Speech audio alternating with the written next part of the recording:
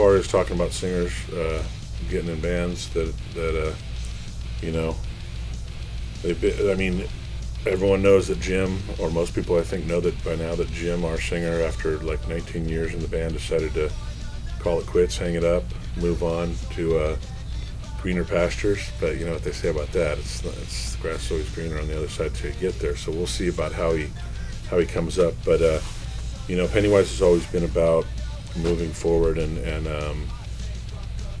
Jason and I, when we started the band, we made a pact, like nothing gets in our way. We don't stop for anything. This is like what we do, and we move forward no matter what, you know, in the face of tragedy, and whatever happens, we're going forward. And you know, Jim was just like, he was over it, you know, he was just burned out, and he didn't really like touring that much anymore, and didn't like being away from his family, wanted to stay closer to home, so I wanted to do other things. So we were just like, hey, you know, that's one of our mottos too, is you got to follow your dreams and do what makes you happy, and if this isn't making him happy, then we got to respect his wishes to move on. But at the same time, we're not done, and for this show, we had this show on the books with you, and there was a couple others that were possibly in the works.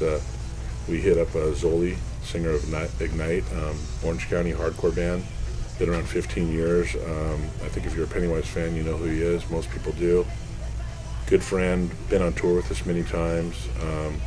Hit him up to sing on this show, and he was like more than honored, and he's totally into it. We just started practice with him a couple weeks ago, and it sounded really good. And it's another one of those things where, you know, I think Pennywise has become bigger than any one member in the band. It's a family, and we have like a legion of fans that are some of the most hardcore fans on the planet. I mean, you know, you hear bands say that, but I mean, it's true. If you see how many people are blasted with Pennywise tattoos, and that just, you know, are saying that our lyrics and our attitude changed our lives, I mean, it's real important. And for us, we want to keep delivering the message, keep going. And Zoli, you know, thinks the same way we do. You know, and we're still trying people out. There's a lot of people out there getting hundreds of phone calls from everybody and their brother that wants to try out, obviously. You know, I mean, it's not like we're a small band, so there's a lot of people in the punk rock world that want to step up, and even some other people.